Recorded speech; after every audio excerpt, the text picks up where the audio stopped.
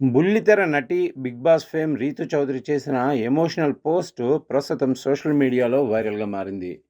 తన వ్యక్తిగత జీవితం, ప్రేమలో ఎదురైన చేదు అనుభవాలను ఆమె పంచుకుంటూ చేసిన ఈ పోస్ట్ చర్చనీయాంశంగా మారింది.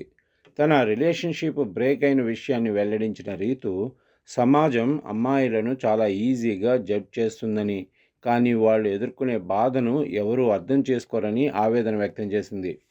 తాను ఒక వ్యక్తిని ప్రాణం కంటే ఎక్కువగా ప్రేమించానని, కానీ చివరికి తనకు మిగిలింది హార్ట్ బ్రేక్ మాత్రమేనని ఆమె ఎమోషనల్‌గా చెప్పింది.